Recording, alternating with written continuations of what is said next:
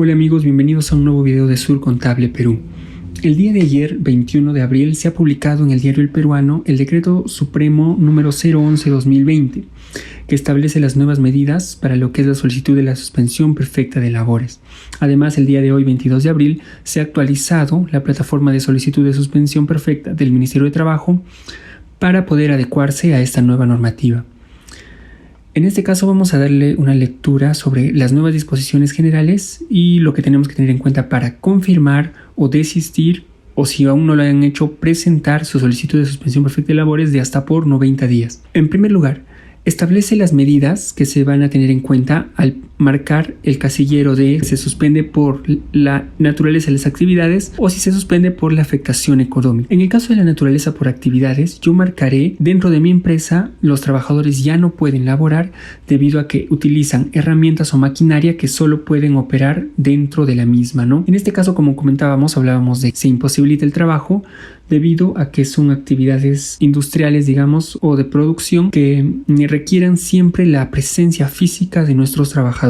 Entonces, de ser uno de los casos, ese marcaremos que es por la naturaleza de las actividades. En el segundo punto, por la naturaleza de las actividades, nos indica que también se va a poder solicitar de esta manera cuando al momento de recuperar o de compensar las horas que han dejado de laborar, no contamos con una modalidad práctica en la que nosotros podamos decirle a los trabajadores que pueden compensar posteriormente.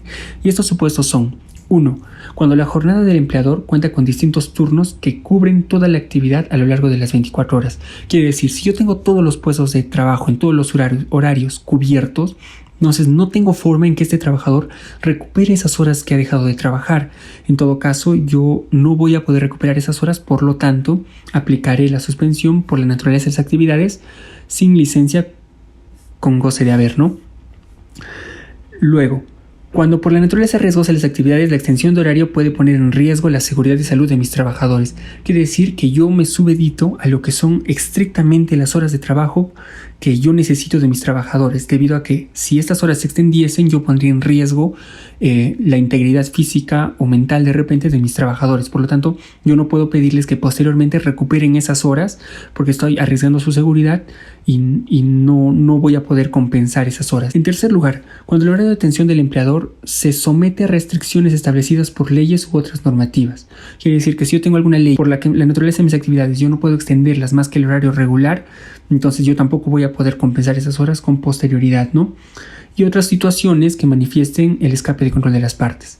Entonces, básicamente, si yo veo por algún motivo sustentable que no voy a poder compensar las horas que mis trabajadores han dejado de laborar, entonces yo podré solicitar la suspensión perfecta sin goce de haber por la naturaleza de las actividades, ¿sí? Además de eso, también nos da aspectos sobre lo que es el nivel de afectación económica. En este caso ya no vamos a suponer nosotros que la afectación económica está siendo grave, sino que tendremos parámetros de cálculo para saber y demostrar por qué yo no puedo sustentar las remuneraciones de estos trabajadores, ¿no? En este caso vamos a ver lo que está aplicando el Ministerio de Trabajo para hacer el cálculo, ¿no? Ok, vamos a ver los criterios que está aplicando para determinar la afectación económica, ¿sí? Para calcular este ratio voy a necesitar 4 indicadores. En primer lugar, mi masa salarial del mes de marzo 2020, donde voy a incluir yo las remuneraciones, asignación familiar, beneficios sociales también, como puede ser AFP, salud, CTS, por ejemplo, y otros demás beneficios que se acumulen en lo que yo retribuyo directamente a mi trabajador o como beneficios sociales. En este caso vamos a determinar con una masa salarial de 2.674. Y luego mis ventas del mes. Mis ventas del mes van a estar calculadas por la base imponible total de mis ventas del mes de marzo 2020, o sea, sin incluir el IGB. Teniendo estos dos indicadores, yo dividiré lo que es la masa salarial sobre las ventas. En este caso vemos que nos da un indicador de 0.9287, que es la representatividad de mi masa salarial sobre mis ventas, ¿no? O sea, que quiere decir que mis ventas a las justas están cubriendo mi masa salarial. Por lo tanto, mis puntos porcentuales en este criterio van a ser de 92.88%. Esos son mis puntos porcentuales, ¿sí? Estos puntos porcentuales de marzo 2020 los calcularé con el mismo criterio, pero del año pasado, del mes de marzo 2019. Tomaré la masa salarial de marzo 2019 y la dividiré de la misma manera sobre mis ventas de ese mismo mes, ¿no? Ahora, ¿qué pasa si mi masa salarial en marzo de 2019 ha sido 0? Si mi masa salarial de marzo de 2019 fue 0, en todo caso, mi indicador será el 0%, ¿sí? ¿Y qué pasa si mis ventas de repente en marzo de 2019 han sido 0? Automáticamente yo podría calificar para lo que es la suspensión perfecta de labores. Bueno, de no ser el caso, si yo he tenido masa salarial y ventas durante marzo 2020 y marzo 2019, en todo caso haré la diferencia de los puntos porcentuales de marzo 2020 que he determinado sobre los puntos porcentuales de marzo 2019. Entonces, si yo hago esa diferencia en el caso de que tenga masa salarial igual a 0, entonces será igual a 92.88%. Ya. Una vez determinado esto, yo tendré que calcular con las medidas que ha adaptado el Ministerio de Trabajo para conocer si puedo acceder o no a la suspensión perfecta de labores. En primer lugar, para los que están solicitando en el mes de abril, los empleadores que realizan actividades permitidas por la emergencia nacional, primero se fijarán si están calificados como MIPES o no están calificados como MIPES, ¿sí? Esto para el Ministerio de Trabajo. Y también para lo que es SUNAT. Entonces, si mis ventas durante el año 2019 han sido menores a 1.700 UITs, soy una micro o pequeña empresa. Si han sido mayores, seré una mediana o gran empresa, por lo tanto yo no soy MIPE. Entonces, si yo soy MIPE y veo que mi diferencia de puntos porcentuales es mayor a 6, entonces sí puedo solicitar lo que es la suspensión perfecta de labores. Pero si la diferencia de puntos porcentuales es menor o igual a 6 o es una diferencia negativa, o sea, quiere decir que yo en marzo de 2020 he tenido mayor ventas y menor masa salarial inclusive que en marzo de 2019, en todo caso no voy a poder aplicar para lo que es la suspensión perfecta. En el caso de no ser una MIPE, igual en el mes de abril en las actividades permitidas, tendré que verificar si mi diferencia es mayor a 13 puntos porcentuales. De serlo así, yo puedo aplicar para la suspensión perfecta. En caso que no, en caso que mi diferencia sea menor o igual a 13 puntos porcentuales, no podré aplicar lo que es la suspensión perfecta. En el mismo mes de abril, los empleadores con actividades no permitidas de ser realizadas, o sea, con actividades suspendidas por la emergencia nacional, de igual manera determinarán si son MIPES o si no son MIPES, tendrán que ver que la diferencia en puntos porcentuales del mes de marzo 2020 sobre el mes de marzo 2019 tendría que ser mayor a 4 puntos porcentuales. En caso no sea así, en caso sea menor o igual a 4 puntos porcentuales la diferencia, no podrá aplicar para lo que es la suspensión perfecta. Y de igual manera para los que no son MIPES y realizan actividades no permitidas durante el mes de abril soliciten suspensión, su diferencia, si es mayor a 11 puntos porcentuales, aplicará para la suspensión perfecta. En caso contrario, no aplicará para la suspensión perfecta. Entonces es prioritario determinar nuestro ratio de masa salarial sobre ventas de los meses de marzo 2020 y marzo 2019. Igual criterio hay para lo que es los meses de mayo en adelante. Las solicitudes que se presenten tendrán un criterio un poquito más exigente sobre lo que es la diferencia entre las MIPES y no MIPES en actividades permitidas y MIPES y no MIPES en actividades no permitidas. Si nos damos cuenta, el criterio está siendo duplicado, ¿no? Si en el mes de abril mi diferencia tenía que ser mayor a 6 puntos porcentuales, en el mes de mayo o posterior tendrá que ser mayor a 12 puntos porcentuales. Quiere decir que tiene que ser el doble de diferencia. Vamos a ver qué otros criterios se está aplicando para poder solicitar la suspensión perfecta, ¿no? Además de eso, el Decreto Supremo establece que va a existir una inspección posterior para la verificación de que efectivamente no se están brindando o no están laborando estas áreas para lo que es la suspensión perfecta de labores, ¿no?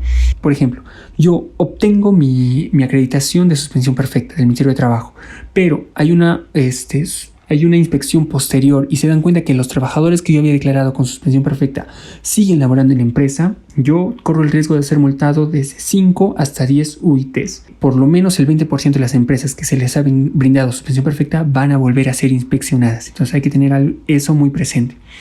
En segundo lugar, el empleador tendrá 24 horas para rectificar la información que ha declarado, ¿sí? Entonces yo, si hoy mando mi declaración, hoy 22 de abril, y posteriormente me doy cuenta que ha habido un error o que se ha cargado mal el archivo, el sistema va a estar abierto 24 horas adicionales para yo poder rectificar o corregir mi información. Adicionalmente, si yo durante el mes de marzo de 2019 todavía no estaba operando, o sea, digamos, mi empresa no estaba constituida, entonces voy a promediar los 3 primeros meses que yo he estado trabajando. Por ejemplo, si yo en julio de 2019 constituyo mi empresa y en agosto de 2019 he empezado mis operaciones, entonces tomaré el nivel de ventas y de masa salarial de agosto, septiembre y octubre y lo promediaré sobre los masas salarial sobre ventas del mes de marzo 2019, ¿no? Entonces voy a tomar yo ese promedio de los 3 primeros meses de operaciones para calcularlos sobre lo que va a ser mi cálculo de marzo 2020, ¿no? Para hallar la diferencia. Igual manera con mi carga salarial, con mi masa salarial. Luego nos exige también el sistema agregar la dirección de correo electrónico de los trabajadores. Ahora mismo vamos a ver en la plataforma en qué parte nos exige los correos electrónicos, pero es bueno facilitar los correos actualizados y los mismos que están declarados en el T-Registro. Si no, hay que actualizar los correos del T-Registro para poder poner esos correos en la plataforma del Ministerio de Trabajo para que no haya discordancia de información, ¿sí? Luego, posteriormente, al realizar la inspección, los inspectores de SUNAFIL o del MTPE van a revisar las siguientes cosas que, si he declarado como suspensión parcial, van a exigir a la persona que se encuentre en la empresa, ¿sí? En primer lugar, tenemos que tener listos los PDTs de los meses de marzo 2019 y marzo 2020. En caso yo todavía no haya declarado marzo 2020, ya que hay una extensión para la declaración, tendré que demostrar, ya sea con mis facturas electrónicas emitidas o con mis libros contables, el nivel de ventas de marzo 2020, ¿sí? Entonces es bueno tener eso presente para la inspección. En segundo lugar, la información del empleo de los subsidios recibidos por parte del Estado. Esta parte nos indica que, como algunas personas preguntaban, si he recibido el beneficio del 35% del Estado durante el mes de abril, ¿ya no califico para suspensión perfecta? Eso es falso. Una persona que ha recibido el 35% del subsidio del Estado sobre la planilla de quinta categoría puede todavía solicitar la suspensión perfecta, pero en la inspección va a tener que demostrar cómo ha utilizado esos subsidios y en qué oportunidad ha entregado a los trabajadores, ¿sí? Es eso tener presente también. De no haber presentado la planilla PLAME del mes de marzo, el MTPE podrá acceder a la información del T-Registro para la verificación. Lo ideal, les recomendaría, sería, si ya tienen lista su información, presenten el PDT PLAME de marzo y tengan lista la constancia de presentación, así como el detalle de la información presentada, para que al momento del inspector tengan esa facilidad y puedan explicar mejor qué medidas están tomando para la suspensión perfecta de labores o han tomado, ¿no? Luego, en los puestos de trabajo suspendidos no tienen que estar siendo ocupados y tienen que encontrarse inactivos. Y por último, los medios adoptados para la vigencia del vínculo laboral. Voy a tener que demostrar también los documentos de los medios que yo he adoptado para mantener el vínculo laboral, que cosa que vamos a ver ahora en unos segundos. Si seguimos leyendo el decreto supremo, nos vamos a encontrar que sobre estas medidas de la vigencia del vínculo laboral y la percepción de remuneraciones, se han tomado las siguientes observaciones, ¿no? Se va a tener, y es lo que lo recomendamos en anteriores videos, pero ahora ya es algo un poco más severo, se va a tener que haber otorgado el descanso vacacional adquirido y pendiente de goce, acordado mediante soporte físico virtual.